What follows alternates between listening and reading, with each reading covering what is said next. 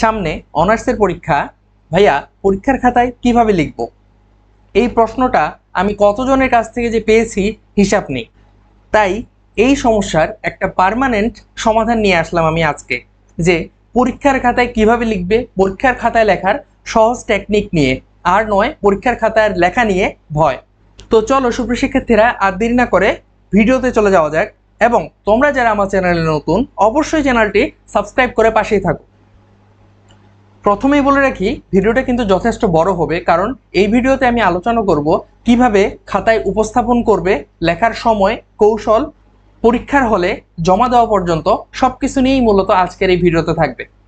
তো চলো কথা না বাড়িয়ে বিস্তারিত আলোচনা করা যাক। অনার্স পরীক্ষায় কিভাবে লিখবে? ফাইনাল পরীক্ষায় উত্তর উপস্থাপন ও লেখার কৌশল। পরীক্ষায় মোট মার্ক কিন্তু 100 এবং 100-র মধ্যে 40 পেলে পাস। ন্যাশনাল ইউনিভার্সিটির অনার্স পরীক্ষায় দুটি অংশে বিভক্ত। 80 মার্কের পরীক্ষা হবে, 32 পেলে কিন্তু পাস এখানে, এবং 20 মার্ক ইনকোর্স পরীক্ষায় থাকে কলেজের হাতে, এবং সর্বনিম্ন 15 বা 10 এখানে দিয়ে থাকে ওরা। কিছু কিছু কলেজে কিন্তু 20-এর মধ্যে 20ই দিয়ে দেয়। তারপর আসি 80 মার্ক পরীক্ষায় মানবন্টন ও তুমি কত পাবে এবং কত তুলতে পারবে।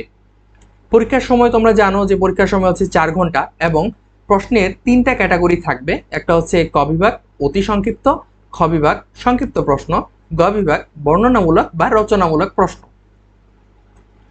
ক বিভাগের ক্ষেত্রে যদি আমরা দেখি যে এখানে 12টা প্রশ্ন থাকবে, 10টার উত্তর দিতে হবে। প্রত্যেক প্রশ্নের মান হবে 1, এবং প্রত্যেক প্রশ্নের উত্তরের জন্য তোমাকে দিবে 1 করে, তাহলে এখানে 10-এর মধ্যে 10 তুমি পাচ্ছ। খ বিভাগে যদি আমরা দেখি, খ বিভাগে হচ্ছে 8টা প্রশ্ন থাকে, 8টার মধ্যে 5টার উত্তর দিতে হবে। প্রতি প্রশ্নের মান হচ্ছে 4, তাহলে মার্ক হচ্ছে 5 গুণ 4, 4 5 20, 20 মার্ক।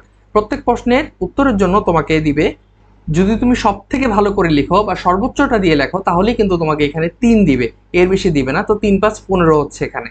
গ বিভাগে যদি আসি, তাহলে আমরা এখানে দেখব যে গ বিভাগে প্রশ্ন থাকবে 8টা, এর মধ্যে 5টা দিতে হবে। প্রতি প্রশ্নের মান 10, অর্থাৎ 5 × 10 হচ্ছে তাহলে 50 মার্কের এখানে। তো প্রত্যেক প্রশ্নে এই জন্য তোমাকে, যদি তুমি সব থেকে ভালো করে লিখো, তাহলে এখানে তুমি 8 পাবে। তো 5 × 8 = 40 এখানে ধরা হলো। তো পরীক্ষায় মোট মার্ক হচ্ছে এখানে কত? 80। এবং তুমি যদি পরীক্ষায় ভালোভাবে লিখো, তাহলে তুমি কত পেতে পারো? সর্বোচ্চ 65 বা 60 মার্ক। এবং এটাই কিন্তু ইনাফ। এই 65 বা 60 মার্কের মধ্যেই যদি তুমি থাকো, তাহলেই কিন্তু একটা ভালো রেজাল্ট তুমি করতে পারবে। এখন এসো যে ক খ গ বিভাগ পরীক্ষার খাতায় কিভাবে লেখাটা উপস্থাপন করবে। ক বিভাগটা আমরা দেখি। ক বিভাগে আছে অতি সংক্ষিপ্ত প্রশ্ন, অর্থাৎ এক কথায় উত্তর দাও। যেমন প্রশ্ন যদি থাকে, ঐতিহাসিক লাহোর প্রস্তাব উত্থাপিত হয় কত সালে? এটা হচ্ছে 23শে মার্চ 1940 সালে। তো এখানে আমি কি করছি, যে শুধু উত্তরটা লিখে দিছি। তো হ্যাঁ, ঠিক সেমটাই করবা। তোমাদের আবার এটা লেখার দরকার নাই যে ঐতিহাসিক লাহোর প্রস্তাব উত্থাপিত হয় 23শে মার্চ 1941 সালে, এতটা লেখার প্রয়োজন নাই। তো তারপর আমরা দেখি যে অতি সংক্ষিপ্ত প্রশ্ন 12টি থাকবে, এর মধ্যে 10টি উত্তর দিতে হবে। এক্ষেত্রে সময় নেবে 10 মিনিট বা 15 মিনিট, এমনটা লাগতে পারে। তারপর খতে আসি। খ বিভাগটা গুরুত্বপূর্ণ। খ বিভাগে যে প্রশ্নগুলো থাকে, এই প্রশ্নগুলোতে কেমন টাইপের হয়ে থাকে? খ বিভাগে প্রশ্নে থাকে সংজ্ঞা লিখো, বুঝিয়ে লিখো, কি, কেন, কিভাবে, কাকে বলে, সংক্ষেপে লেখো ইত্যাদি, এমন টাইপের থাকে। যেমন প্রশ্নের ক্যাটাগরি আছে, তেমন উত্তরেরও কিন্তু ক্যাটাগরি আছে। যদি বলে কি বা সংজ্ঞা টাইপের প্রশ্ন আসে, তাহলে প্রশ্নের শুরুতে ভূমিকা লিখতে হবে এবং বাধ্যতামূলক লিখতে হবে। ভূমিকা হবে একদম চমৎকার, যাতে টিচার দেখে খুব সহজে বুঝতে পারে। সংক্ষিপ্ত প্রশ্ন যা উল্লেখ থাকবে, এর উত্তর সুন্দরভাবে লিখতে হবে। এরপর উপসংহার লিখতে হবে। তুমি যদি ভূমিকা উপসংহার না লিখো, তাহলে ফুল মার্ক কখনো পাবে না। সংক্ষিপ্ত প্রশ্ন কত পেজ লিখলে ভালো হবে বা কত পেজ লিখবে? এই ধরনের প্রশ্ন তুমি কম করে হলো 2 পেজ লিখবে, এবং বেশি লিখলে সমস্যা নেই। একটি কথা মনে রাখবে, পরীক্ষার সময় নষ্ট না করে সঠিক উত্তরটা লিখলেই বেটার। এটা ভেবো না যে বেশি পাতা লিখলে বেশি মার্ক দিবে।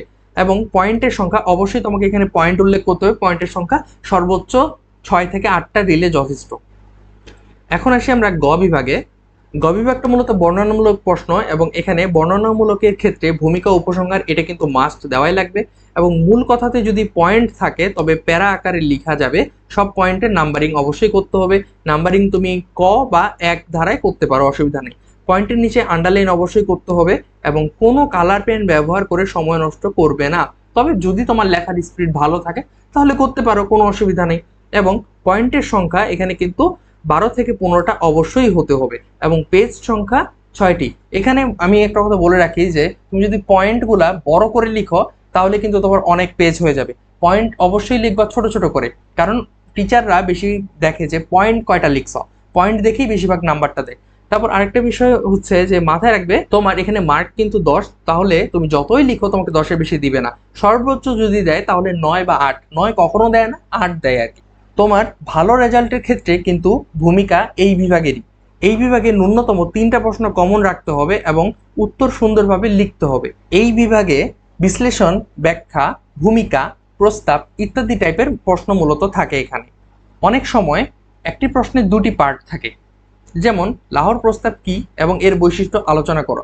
যদি এমন টাইপের প্রশ্ন থাকে তাহলে মূলত কি করবে, তাহলে তোমাকে প্রথমত লাহোর প্রস্তাব কি এই প্রশ্নের উত্তরটা করতে হবে এবং এই প্রশ্নে সেম ভাবে খ মূলক বা খ নাম্বার যে প্রশ্নটা আমি বুঝাই দিলাম যে খ বিভাগেরটা কিভাবে লিখবে সেভাবে মূলত লিখবে। তারপর এখানে মূলত ভূমিকা লিখবে, ভূমিকা লিখে এখানে উপসংহার লেখার প্রয়োজন নেই। তারপর ভূমিকা লেখার কমপ্লিট হয়ে গেলে বা তারপরে যে নেক্সট যে প্রশ্নটা আসতেছে যে এর বৈশিষ্ট্য আলোচনা করো, এইটারও আরেকটা তোমার প্যারা আকারে লিখতে হবে যখন তুমি এর বৈশিষ্ট্যগুলো আলোচনা করবা, বা আলোচনা শুরুর আগে আরেকটা ভূমিকার মতো লিখতে হবে। ঠিক আছে, তো 2টা পার্টি কিন্তু ভূমিকা থাকবে, কিন্তু উপসংহার থাকবে মূলত একটাই। আরেকটা বিষয় বলে রাখা ভালো যে লেখার সাইজ অলওয়েজ মাঝারি থাকবে। লেখা বাজে থাকুক সমস্যা নেই, কিন্তু লেখা যেন বোঝা যায়, ধরা যায়। এটা হচ্ছে আমাদের সাধারণ জ্ঞান ফেসবুক পেজ। তোমরা চাইলে আমাদের সাধারণ জ্ঞান ফেসবুক পেজেও যুক্ত হতে পারো। এখানে 6000 সদস্যের একটি বড় পরিবার রয়েছে, তুমিও চাইলে এই পরিবারের সদস্য হতে পারো। এখানে তোমার অনার্সের ভর্তি, অনার্সের পরীক্ষা, অনার্সের সাজেশন সবকিছু নিয়ে মূলত আমরা এখানে ভিডিও দিয়ে থাকি, তোমাদের নোটিশগুলো জানিয়ে থাকি। এছাড়া এখানে চাকরি সংক্রান্ত বিভিন্ন বিষয় নিয়েও কিন্তু আমরা কাজ করে থাকি। তাই সব থেকে ভালো হয় তুমি আমাদের সাথে যুক্ত হয়ে যাও। কোন বিভাগ কত সময় নিবে, প্লাস একটি প্রশ্নে কত টাইম লাগবে, এই বিষয়টা নিয়ে দেখি। সময় নিয়ে আলোচনা করার আগে একটা বিষয় আমরা জেনে রাখি যে পরীক্ষা কেন্দ্রে অবশ্যই 1 ঘন্টা আগে যাবে এবং 15 মিনিট আগে খাতা দিবে তোমাকে। কলেজে প্রত্যেকদিন সিট পরিবর্তন হতে পারে, মাঝে মাঝে দেখা যায় যে তুমি 2টা পরীক্ষা একটা বেঞ্চে দিলা এবং তৃতীয় দিন তোমাকে আরেক বেঞ্চে দিয়ে দিল, বা তোমার রুমও চেঞ্জ হয়ে যেতে পারে। তো এই জন্য পরীক্ষার প্রত্যেক দিন 1 ঘন্টা আগে যাওয়াটা বেটার। রুমে প্রবেশের আগে পানি যোগ ও বিয়োজন শেষ করে ঢুকবে, বিষয়টা বুঝতে পারছো। এবং তারপর হচ্ছে তোমাকে যে খাতা দেওয়া হবে তাতে 13টা পাতা থাকবে। বৃত্ত ভরাট, লেখা ও মার্জিন দিতে 15 মিনিট চলে যাবে, সময় অপচয় করবে না। অর্থাৎ যখনই তুমি খাতা পাবে ঝটপট করে বৃত্ত ভরাট করে ফেলবে, লেখা মার্জিন সবকিছু কিন্তু কমপ্লিট করে ফেলবে। তারপর আমরা দেখি যে সময় বিভাজন, নির্ধারিত সময় তো 4 ঘন্টা, আমরা এটা জানি। এবং ক বিভাগের জন্য কত সময়, ক বিভাগের জন্য 10 মার্কের জন্য তুমি এখানে সর্বোচ্চ যদি টাইম দাও 20 মিনিট, এর বেশি দেওয়া যাবে না। যদি তোমার কমন পড়ে তাহলে তুমি 10টায় লিখে ফেলো, যদি কমন না পড়ে 5-7টা কমন পড়ছে এগুলো লিখে পরের ধাপে চলে যাও। খ বিভাগ সংক্ষিপ্ত 4 মার্কের প্রতি প্রশ্নের উত্তর 15 মিনিটে শেষ করার চেষ্টা করতে হবে, তবে বেশিও লাগতে পারে, সমস্যা নেই। 80 মিনিটে এই বিভাগ ছেড়ে দেওয়ার চেষ্টা করতে হবে, এর বেশি টাইম একদমই নেওয়া যাবে না। তারপর গ বিভাগের ক্ষেত্রে আসি, এটা কিন্তু রচনামূলক। তো এখানে 10 মার্কের উত্তর 25 মিনিটে শেষ করার চেষ্টা করতে হবে, এর কম বেশি হতে পারে, অসুবিধা নেই। একটি প্রশ্নে যদি কম সময় লাগে বা একটি প্রশ্নে যদি বেশি সময় লাগে তাহলে আরেকটি প্রশ্নে সেই সময়টা কমিয়ে দেওয়ার লাগবে বা বাড়িয়ে দিয়ে তোমাকে সময়টা মেনটেন করতে হবে। এটা মাথায় রাখবে যে 130 মিনিটের বেশি এখানে টাইম দেওয়া যাবে না। এখন আমরা যদি সময় হিসেব করি, ক বিভাগে তুমি দিলা 20 মিনিট, খ বিভাগে দিচ্ছ 80 মিনিট, গ বিভাগে দিচ্ছ 30 মিনিট এবং অতিরিক্ত 10 মিনিট। এই 10 মিনিট সময়টা কিভাবে যাবে, তোমার টিচার আসবে, তোমার এখানে সই করবে, আশেপাশে বন্ধু বান্ধবী ডাকাডাকি করবে যে আমাকে একটু দেখাও, বা তুমি কারো কাছ থেকে কোনো কিছু দেখতে চাইলে বা সামান্য একটু গল্প করলে, এই এমনি এমনিই চলে যায় কিন্তু এই 10 মিনিট। তো টোটাল 240 মিনিট অর্থাৎ 4 ঘন্টা কিন্তু চলে যাবে। যদি এই টার্গেট মেনে কাজ করো তাহলে কিন্তু তোমার লক্ষ্য ভেদ করুক বা না করুক, লক্ষ্যের পাশে গিয়ে কিন্তু লাগবে। অন্যতম একটা গুরুত্বপূর্ণ বিষয় হচ্ছে বিভাগ লেখার ধারাবাহিকতা। আমরা তো জানি ক খ গ বিভাগ আছে, কোন বিভাগটা কিভাবে লিখবা বা কোনটা আগে কোনটা পরে লিখবা। ক খ গ বিভাগ ধারাবাহিকভাবেই লিখতে হবে এমন কোনো ধরাবাঁধা নিয়ম নেই, তবে আদর্শ ধারাবাহিকতা হলো প্রথমে ক বিভাগ লিখবে, তারপর গ বিভাগ লিখবে, তারপর খ বিভাগ লিখবে। কারণ খ বিভাগে আছে তোমার 20 মার্ক টোটাল, তো এখানে 20 মার্কের জন্য সময় নষ্ট করে লাভ নেই। তোমার উচিত হবে যে প্রথমে তুমি গ বিভাগটা যদি অ্যান্সার করো, গ বিভাগে তুমি এখানে পাচ্ছ 50-50-এর মধ্যে যদি 40ও পাও তাও অনেক লাভ। কিন্তু এখানে 20 মার্ক আছে, 20 মার্কের মধ্যে তুমি 20 কখনো পাবা না, সর্বোচ্চ যদি পাও তাহলে এখানে 15 পেতে পারো। সো তোমার উচিত হবে প্রথমে গ বিভাগটাই লেখা। যদিও প্রশ্নের উপরে লেখা থাকে যে ধারাবাহিকভাবে লিখতে হবে, এর অর্থ হচ্ছে তুমি প্রথমে ক বিভাগ শুরু করেছো, ক বিভাগেরটা শেষ করে তুমি অন্য বিভাগে যাবে, এটার দুটো পরে ওটার দুটো, এভাবে লিখবা না। তুমি বিভাগের ভিতরে এলোমেলো করে লিখতে পারবে, কোনো সমস্যা নেই। 2 নাম্বারটা লিখে তারপর 5 নাম্বারটা লিখলা, তারপর আবার 1 নাম্বারটা লিখলা, তাহলে কোনো সমস্যা নেই। জাস্ট বিভাগটা ছন্নছাড়া করা যাবে না, এটাই বলা হয়েছে। তো তুমি যদি 80-তে 60 তুলতে চাও তাহলে কি করণীয়? এই প্রশ্নের উত্তরে যাওয়ার আগে একটা বিষয় বলে রাখি, তোমরা অনেকেই চিন্তায় আছো যে পরীক্ষার প্রস্তুতি ভালো না, কিভাবে লিখবো, কোন বিষয়গুলো আসলে কি করব, প্রশ্নের কোনো ধারণা নাই। এজন্যই মূলত তোমাদের জন্য আমরা নিয়ে এসেছি সুপার শর্ট প্রিমিয়াম পিঁপড়া সাজেশন। তোমরা কিন্তু আমাদের এই সাজেশনটা নিতে পারো। আমাদের এই সাজেশনটা নিলে 10 থেকে 15 দিনের মধ্যে তোমার প্রিপারেশন কিন্তু হয়ে যাবে, এবং এর ফলে তোমাকে প্রশ্নের যে আলাদা একটা বার্ডেন, যে কোন প্রশ্ন পড়বা, কোনটা বাদ দিবা, সারা বছর পড়া হয় নাই, কি করবা, এই জিনিসগুলো আর চিন্তা করতে হবে না। আমাদের সাজেশনটা নিলেই যথেষ্ট। এই সাজেশনটা ফুল কমপ্লিট করে যাবা, আশা করছি পরীক্ষায় 80 থেকে 90% কমন থাকবে। অর্থাৎ তোমার পরীক্ষায় গ বিভাগে 8টা প্রশ্ন থাকবে, 8টার মধ্যে যদি 6টা আমাদের এখান থেকে কমন থাকে, তোমাকে লিখতে হবে 5টা। এটা কিন্তু যথেষ্ট, ঠিক আছে? এর বেশি প্রয়োজনও নাই। তো এই হচ্ছে মূলত বিষয়। তোমরা যারা এখনো আমাদের সাজেশনটা নাও নাই, ঝটপট নিয়ে ফেলো। আর তোমরা যারা চাও আমাদের সাজেশনের পাশাপাশি ফ্রি মডেল টেস্ট দিবে, তারাও কিন্তু আমাদের সাথে যোগাযোগ করতে পারো। ফ্রি মডেল টেস্টের ব্যবস্থা আমরা করেছি। এই ফ্রি মডেল টেস্টের উদ্দেশ্য হচ্ছে তোমাদের হাতের লেখা যেন ভালো হয়, পরীক্ষার আগে যেন তোমরা হাতের লেখা ফাস্ট করতে পারো। তোমরা চাইলে আমাদের সাজেশনটা নেওয়ার পরও পরীক্ষার প্রস্তুতিটা নিতে পারবে, কারণ আমরা আমাদের সাজেশনে প্রত্যেকটা প্রশ্ন করেছি অধ্যায় ভিত্তিক, এবং অধ্যায় ভিত্তিক ইম্পর্টেন্ট জিনিসগুলো তোমাকে দেওয়া হয়েছে। সো তোমাকে আলাদা কোনো বই পড়ার কোনো প্রয়োজন নাই। আমাদের এক সেট সুপার শর্ট প্রিমিয়াম পিঁপড়া সাজেশনই কিন্তু তোমার জন্য যথেষ্ট। তো আমার আর বেশি কিছু বলার নেই, বুদ্ধিমানের ইশারাই যথেষ্ট। আমরা পরবর্তীতে চলে যাচ্ছি। যদি তুমি 80-তে 60 তুলতে চাও তাহলে কি করণীয়? তো এখানে বলে রাখি যে ক বিভাগে কিন্তু 10-এ 10 মার্ক তুমি পাচ্ছ, ঠিক আছে? ক বিভাগে 10-এ 10, এটা তুমি নিজে পারলেও হলো, বা তুমি যদি নিজে মনে করো 10টার মধ্যে মনে করো 5টা বা 6টা তোমার কমন আসছে, ঠিক আছে? 5টা বা 6টা তোমার কমন আসলো, বাকি 4টা তোমার কমন আসলো না, তাহলে কি করবা? পরীক্ষার সময় এটা বাদ দিয়ে তো নেক্সট তুমি লিখতে থাকলা। আশেপাশ থেকে তোমার ফ্রেন্ডের কাছ থেকে বা যে কোনো একভাবে তুমি এটা ম্যানেজ হয়ে যাবে, কোনো অসুবিধা নেই। 10-এ 10 পাওয়া কোনো বড় ব্যাপার না। তারপর হচ্ছে গ বিভাগ। গ বিভাগের বিষয়টা হচ্ছে গ বিভাগে খুব ভালো কমন আছে এমন 3টা প্রশ্ন শুরুতে লিখবা। শুরুতে লিখলে কিন্তু এটাতে তুমি কমপক্ষে গড়ে ধরলাম এখানে 7 করে পাচ্ছ, তো 3-7 21 এখানে যদি তুমি পাও। আর বাকি 2টা প্রশ্নে মিলে ধরো যে লেখার সময় পাও নাই, খুব একটা লিখতে পারো নাই, হ্যাঁ, পরে লিখতে যায় হাতে ব্যথা হয়ে গেছিল, খুব একটা মোটামুটি লিখতে পারো নাই, মোটামুটি লিখছ, তো এখানে 2টা মিলে ধরলাম যে 7, আরো বেশি পাবা, কিন্তু এখানে আমি সর্বনিম্ন ধরলাম 7। তো 21 আর 7 হলো 28 নাম্বার, এখানে 10, এখানে 28। তারপর হচ্ছে খ বিভাগে। খ বিভাগে যদি সংজ্ঞা টাইপ প্রশ্ন থাকে আর কারেক্ট লিখতে পারো তাহলে কিন্তু 3 দিবে। অর্থাৎ 4 মার্কের প্রশ্নের মধ্যে তুমি যদি 3 করে পাও, 3 গুণ 5, 3 5 15 পাচ্ছ তুমি। তো আমি এখানে গড়ে ধরলাম যে 5টা প্রশ্নে তুমি 12 পাচ্ছ। তাহলে এটা আমি কিন্তু একদম কম করে ধরেছি, তোমার উত্তরের মান আরো ভালো হলে আরো বেশি পাবে, সেটা বিষয় না। তো দেখো, ক বিভাগে 10, গ বিভাগে পেলে তুমি 28, এবং খ বিভাগে পেলে তুমি 12। টোটাল কত মার্ক পেলা? টোটাল তুমি পেয়েছো 50 মার্ক। এবং ইন কোর্সে ন্যূনতম, কোনো কলেজে যদি ন্যূনতম একটা মার্ক দেয় সেটা দিবে 10, এবং সর্বোচ্চ প্রায় প্রত্যেক কলেজে সর্বোচ্চ 20 মার্ক দিয়ে থাকে। এর কম আসলে দেয় না, তবে কিছু কিছু কলেজ আছে সর্বনিম্ন 15 দিয়ে থাকে। আমি তারপরও এখানে 10 ধরেছি, যে 10 দিয়ে কত হচ্ছে। তো এখানে তোমার দেখো 50 যোগ 10 হচ্ছে 60। এই 60 মার্ক যদি তুমি পাও তাহলে তোমার সিজিপিএ কত আসছে? 3.00। অর্থাৎ তোমার কিন্তু ফার্স্ট ক্লাস চলে আসছে। তাহলে বুঝতে পারলে তো ফার্স্ট ক্লাস পাওয়া কোনো ব্যাপারই না। তো চলো পরবর্তী আরেকটা গুরুত্বপূর্ণ বিষয় জানা যাক, জাতীয় বিশ্ববিদ্যালয়ে পরীক্ষার খাতায় লেখার কৌশল। আচ্ছা, সব তো জানলাম কোনটাতে কিভাবে লিখবো না লিখবো, সবকিছু ঠিক আছে। এখন পরীক্ষার খাতায় খাতাটা কিভাবে উপস্থাপন করবা সেটা তো গুরুত্বপূর্ণ। তো চলো সেটা দেখা যাক। কথা হচ্ছে যে কালো, নীল কলম এবং পেন্সিল ব্যবহার করা, এই কয়েকটা কলম তুমি রাখতে পারো। খাতায় কালো, নীল এবং পেন্সিল ছাড়া আর কোনো কালির দাগ করা যাবে না। অনেকে সবুজ, বেগুনি, গোলাপি রং ব্যবহার করে থাকে, যা একদমই ঠিক নয় এবং এটি খাতার সৌন্দর্য কিন্তু নষ্ট করে থাকে। দ্বিতীয়টি আমরা দেখি, সেটা হচ্ছে মার্জিন করা। খাতা পেয়ে রেজিস্ট্রেশন নাম্বার সহ তথ্যাদি পূরণ করে মার্জিন করে ফেলবে, এবং অবশ্যই বক্স স্কেলিং নয়, কারণ এতে খাতার লেখা জায়গা অনেকটা ছোট হয়ে আসে। উপরে বা বাঁ পাশে 1 ইঞ্চি রেখে দাগ দিবে, এবং এই স্কেলিং করবে নীল কালি দিয়ে অথবা পেন্সিল দিয়ে। পেন্সিল দিয়ে করাটা কিন্তু বেশি ভালো, টিচাররা বেশি প্রেফার করে পেন্সিল দিয়ে দাগ টানাটাকে। এখন আসি, যদি তুমি পরীক্ষার সময় না পাও, যে লুটশিটে মার্জিন টানতে পারতেছো না, বা পরীক্ষার হলে একটু দেরিতে পৌঁছেছো, তখন কি করবা? তখন তোমার মার্জিন টানার কোনো প্রয়োজন নাই, বা লুটশিটও তোমার মার্জিন টানার কোনো প্রয়োজন নাই, শুধু উপরে এবং বায়ে ভাঁজ করে নিলেই যথেষ্ট। ঠিক আছে, তারপর লুটশিটে নাম্বার পূরণ করা।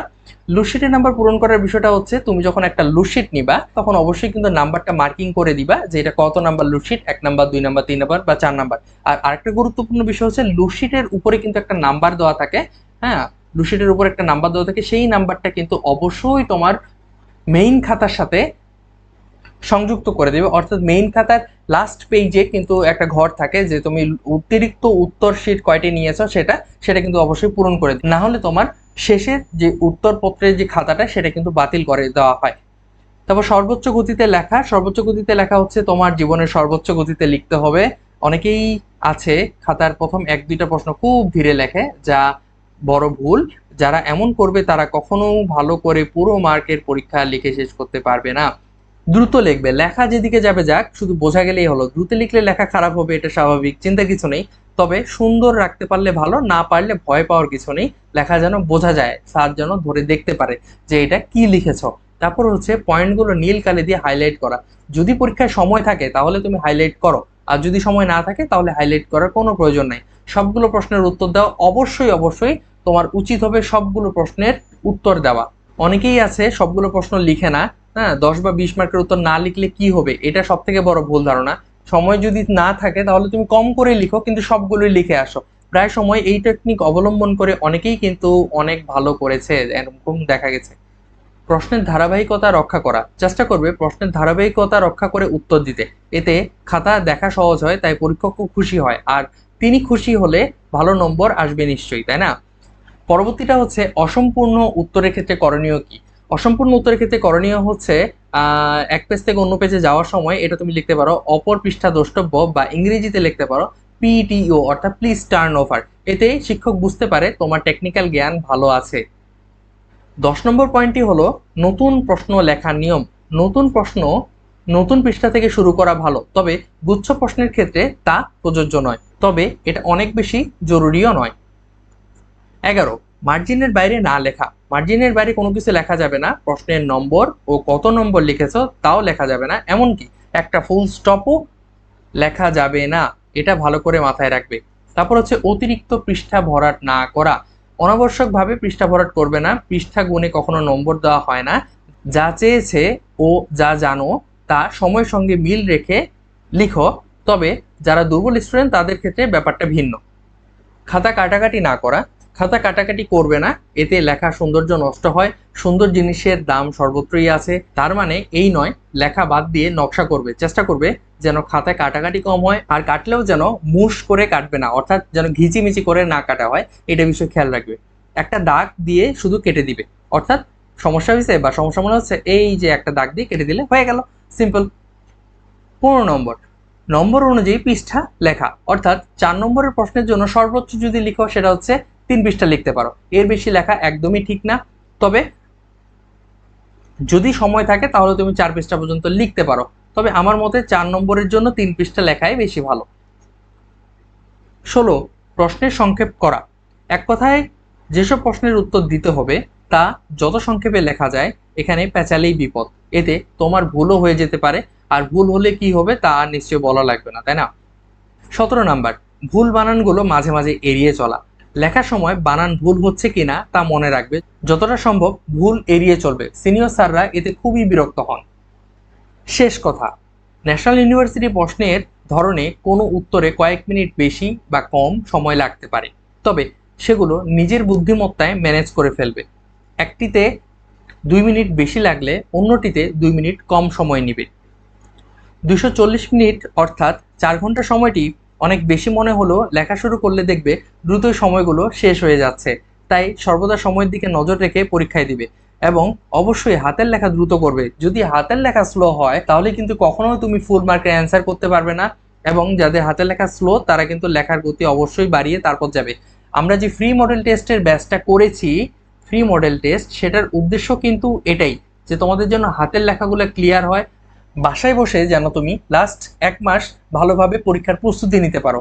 যদি তোমরা চাও যে ভালোভাবে প্রস্তুতি নিতে এবং নিজের স্লো হাতের লেখাটাকে গতিশীল করে পরীক্ষায় একটা ভালো মার্ক তুলতে, তাহলে অবশ্যই আমাদের ফ্রি মডেল টেস্ট ব্যাচে যুক্ত হয়ে যাও। এবং তোমাদের যাদের সাজেশন প্রয়োজন তারাও কিন্তু আমাদের থেকে সাজেশনটি নিতে পারো। ফ্রি মডেল টেস্ট এবং সাজেশন দুটাই আমাদের কাছে অ্যাভেলেবল। তো আর দেরি কেন, এখনই যুক্ত হয়ে যাও আমাদের ফ্রি মডেল টেস্ট এক্সাম গ্রুপে এবং সুপার শর্ট সাজেশনটি নিতে এখনই আমাদের সাথে যোগাযোগ করো। ধন্যবাদ সবাইকে, সবাই ভালো থাকো, সুস্থ থাকো এবং আমাদের চ্যানেলে যারা নতুন অবশ্যই চ্যানেলটি সাবস্ক্রাইব করে পাশে থাকো। ধন্যবাদ সবাইকে।